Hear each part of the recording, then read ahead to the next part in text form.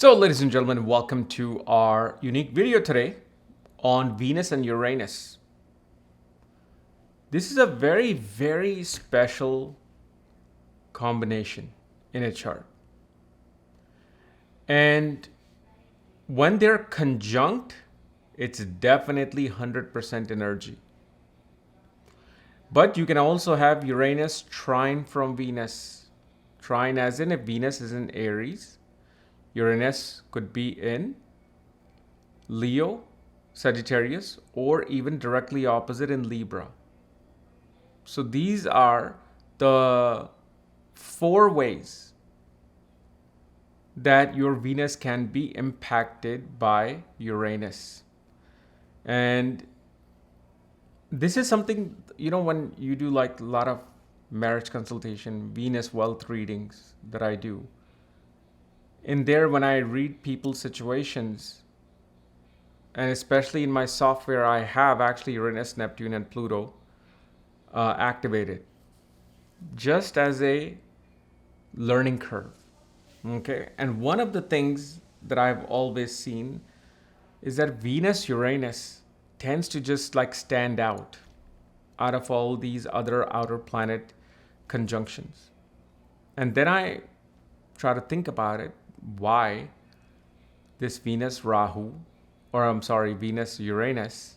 Well, it may actually be similar to Rahu. If I just uttered Rahu, that means there's an omen to it with Venus Rahu and Venus Uranus. But the thing is, these are the 2 bodies that are going against the grain. Why? Venus has a sunrise in the west and sunset in the east. So it's naturally awkward. Uranus is naturally tilted on its axis, where the North Pole is at the equator. So these 2 planets, when they're together, it's like Rahu squared. Rahu 10 to the power squared. Okay, that's what it becomes. So it's a very unique energy. And what is Venus? Venus is mainly, we see, and this is why I'm also like, okay, let's wear the glasses. These are much different glasses than everybody else wears. So I'm like, okay, let's use this particular energy in there. But see, Venus is naturally marriage. It is the triggering of the marriage, triggering of a relationship. Venus is naturally your money, your conveniences, your luxury. Okay. Venus can represent other things as well. Okay. But these are the basic things that in our daily life, in our daily world that we are using. So whenever these 2 planets have come together, naturally one thing you will see is that, especially in a man's chart, when you see Venus, wife is going to be extremely rebellious. Okay?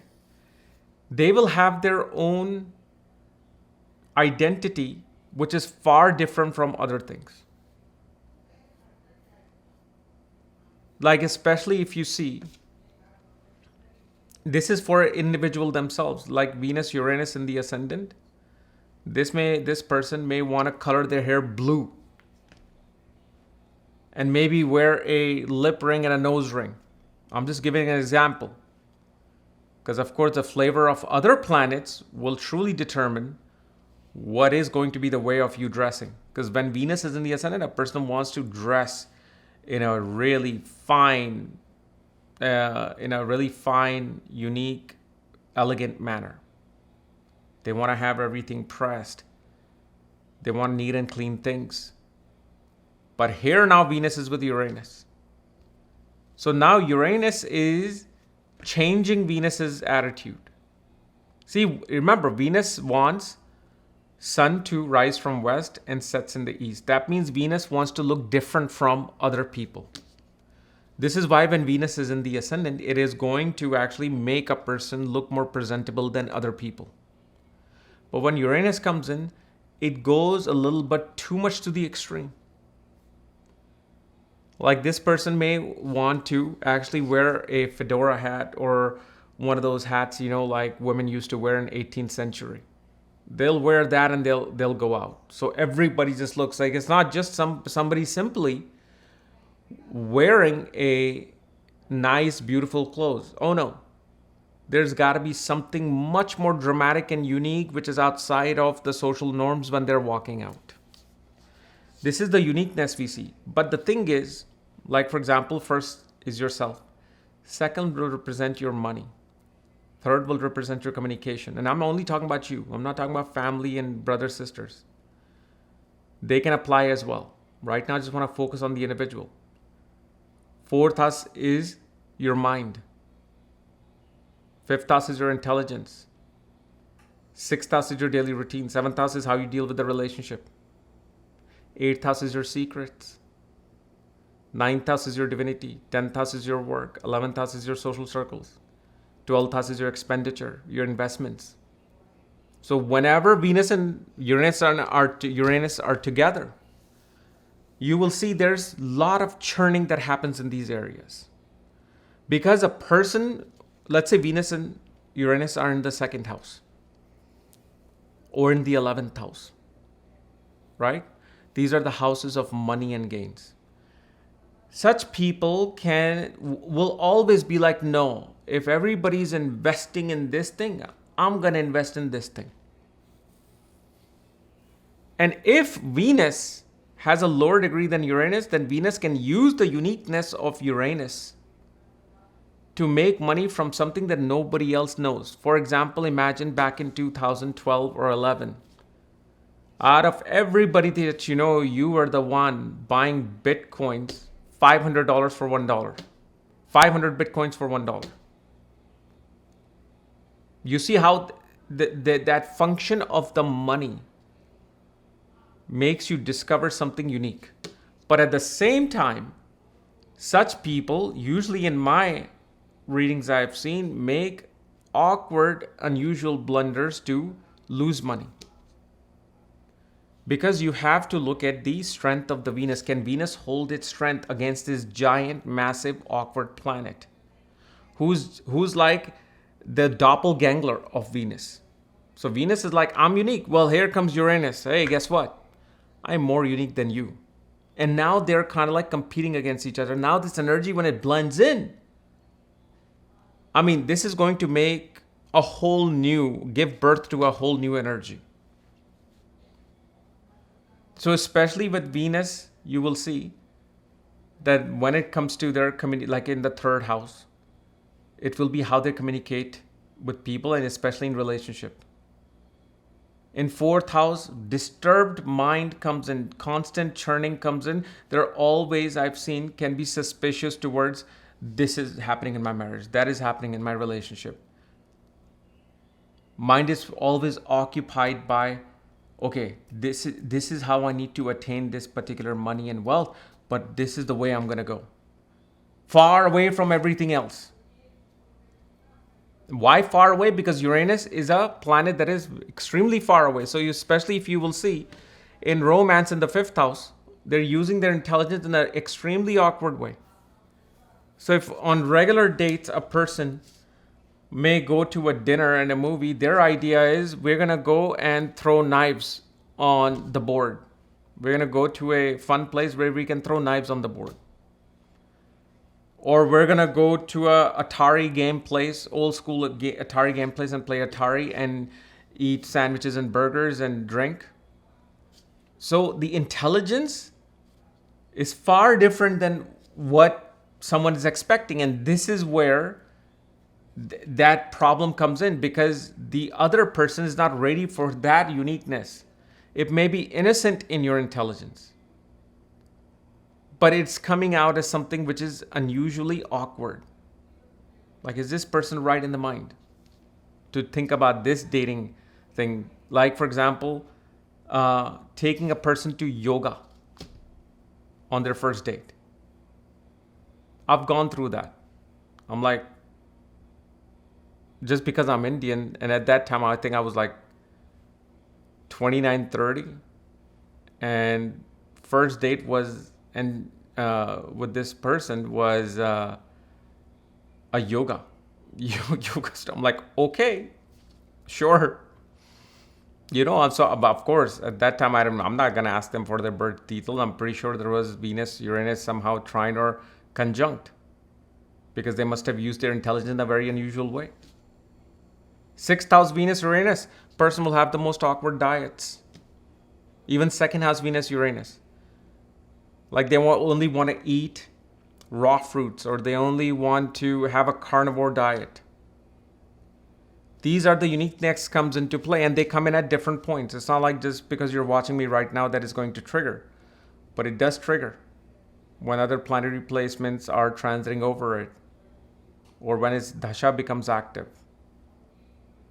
In 7th house, you're going to have the most unusual marriage. Well, Venus, Uranus in any house will bring in the most unusual, awkward circumstances within the marriage, within the unionship. There's this turbulence that comes in. That person actually knows needs to come in. That's the thing, they're expecting it. Because they don't want the situation to look like just every other marriage out there. Then this is regardless of the house. Because as we're judging marriage from 7th house, 2nd house, Navamsha, 12th house, okay, fine. They're going to add their own flavor and layer into this particular scheme. But with Uranus, it is like even your wedding itself may become extremely unique. You may become very rebellious towards marrying somebody. Like stubbornness comes in. When you're wanting to get married and the spouse that you marry, there's this stubbornness with them. They have their own individualistic identity. Okay. So what Venus Uranus does, it's kind of like I was saying, Rahu. And remember, it automatically came out of my mouth. Rahu. But especially when it comes to like the 10th house, there will be constant instability in the career. And how do you align that? You have to align it with a career which is unstable, which is far different from other careers. Like imagine in 2011, somebody thinking, Bitcoin, what if I start, I know programming, what if I start a hedge fund? What if I start an exchange related to this? I think this can become big. You're not working with Microsoft, you're not working with Google, you're not working in Meta. You're creating your own program, the future Coinbase, so people can do exchange like Wall Street. So you see how that particular career is so unusual that it now aligns with that Venus and Uranus in the 10th house. Like for example, Venus, Uranus in the 9th house. Such person, or even the 8th house. 8th house will naturally bring a natural interest towards occult and Tantra. 9th house, they can create their own religion. And whatever religion they have learned, they will add some new mix to it because they truly believe it in their core that this new mix has to come in. And they may even find a guru that kind of enables them to add that particular thing. You see, so it's not that a person is all automatically thinking that. Because that house is present, that house is going to give them a fruit. They say, okay, Venus, Uranus is in your 9th house. I can't give you a normal guru. I can't give you a normal mentor. So here, I'm going to enhance your teaching through these particular things. 11th house, socially awkward with network circles. Network circles, relationships go sideways. Or you meet the most weirdest people out there. 12th house is where one has to be very careful because one will, again, based on the strength of Venus, you can make blunders in investments, which I see all the time, whether Uranus is trine or conjunct Venus.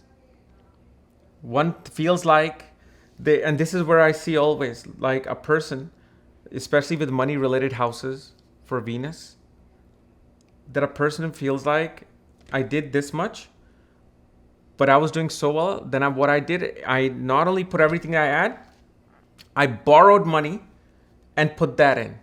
And suddenly it went negative 20 points.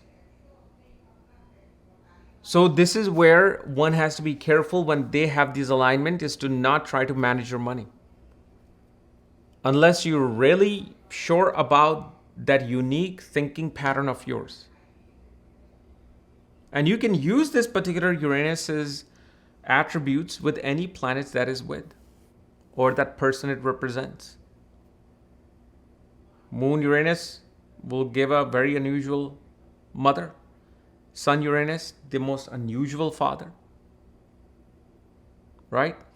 So, like for example, Uranus and Saturn will give a house servant or housekeeper who has some kind of OCD phobia, and they actually are the most awkward out of all the people that you have hired. They are the most strangest person. Like before they enter your house, they will enter, go out, enter, go out, and then enter. I'm just telling you like what it can transpire. There's these awkward uniqueness. Okay, but the flavor of Venus, which is the natural karka of the second and seventh, or especially the seventh house, is the lord of the second. Okay, it'll bring that regardless of where it's placed within the marriage. And if it's trine, it's still affecting it. Like I told you, the 4 different places this Venus will interact. In the 4th house, you will see this person, either interior of this person, the interior of the home, the way they have decorated, will be extremely to the far different level than anything else. Either look like a cluttered home, or look like you're walking in a museum, or you're walking in a historic site somewhere. If they want a vehicle, they're going to want a vehicle like they want a Tesla Cybertruck. Why? Because it's the most unique looking vehicle out there. That's what their eyes are on. But again, Venus especially, like say, becomes your ascendant lord, your Atma Karka. Okay, and let's say Venus is with the Atma Karka, with the ascendant lord. There's going to be absolute stubbornness in all your decisions when Uranus is involved in there. And these particular decisions can, and there's an extreme to these decisions. Either the decision goes up or takes you down. It's never in the middle. It's never in the middle. So especially like if you use even Uranus and Saturn, your career is going to have to be far different if you want stable career. Why? Because the more you try to go against the grain of this conjunction, the more it's going to bother you. It's doing what it's doing. Okay, the karma has brought you to this particular placement of this conjunction, Saturn Uranus. But because of your circumstances and your ambience, you're like, okay, normal IT job, normal chartered accountant job, normal government job. And in there you will make blunders because that Saturn Uranus energy wants you to be different. It's going to say, okay, you're going to go into government job. All right, you're going to do this, this, and this. Because your actions are coming through Saturn for your work. And Saturn is taking that flavor of Uranus. And in that case, either you can get into big trouble or you will bring about a new department, kind of like, let's say, Doge in US. You know, that'll be interesting to see how Elon Musk's Uranus Venus is. Like, hey, I just created this new department for government efficiency. Right? They never had something like Doge before. Now they do. So somebody would have to have like that Uranus-Venus connection to even come up with that type of an idea. So you got to understand, Uranus is, in my opinion, an extremely creative planet. It creates the Teslas and Musks of the world, or Jobs of this world. Steve Jobs, I meant. So it can be extremely powerful when you have this with Venus, because such people have made their money through the most unique way, and they're the most unique individual in themselves. But when, especially if, let's say, Venus and Uranus, you know, like there's a planetary war that we use with the normal planets. So when your Venus and Uranus are literally 1 degree apart from each other. But if Venus is in the lower degree, then you know this particular Venus is winning. That means the idea it's getting from Uranus is going to win through it. When Venus is in the front, it has lost that battle with Uranus, and as a loser is walking away. This is where you have to be careful with this Venus-Uranus. But like I said, coming back to the beginning, no other conjunction got my attention but Uranus and Venus because of the fact they're so different operating in the real solar system up there. So when they're there, it's kind of like, you know how in Lal Kitab, the red book, for example, if what was that, Sun and Saturn conjunction like makes Rahu or behave like Rahu. It's just like those type of concept. Okay, where these two energy kind of give birth to that Rahu and steroids. And now imagine if Rahu is involved. And I've seen that too. Uranus, Venus, Rahu involved in a female's chart. Her profession was extremely unique. Okay, very, very unique. It was in the 8th house. And, you know, they were in that 8th house profession. Which is fine. It's their, you know, it's their karma, is their urja, is their energy. My job is to simply, you know, understand the world and help the world. But those things happen. You know, so the one thing you just have to be careful of out of anything, yes, marriage is also, you're gonna, I mean, again, most of the time you're destined to be with the person you're supposed to be with. And that's because of these planets. But at least when it comes to money, this is where I've seen the most blunders being made. Money is like a day trading screen, just up and down based on the decision this person is making every day. Okay, so this is the uniqueness I just wanted to share of Venus and Uranus. And again, if you want to know where your Venus and Uranus are in your birth chart, you can go to karasastrology.com, option 6 on shop section, or all the other consultation will naturally give you the report as well. And tomorrow, I'm going to be putting this Scorpio blank chart predictions on Magha Vedic Astrology Academy. Okay, see ya.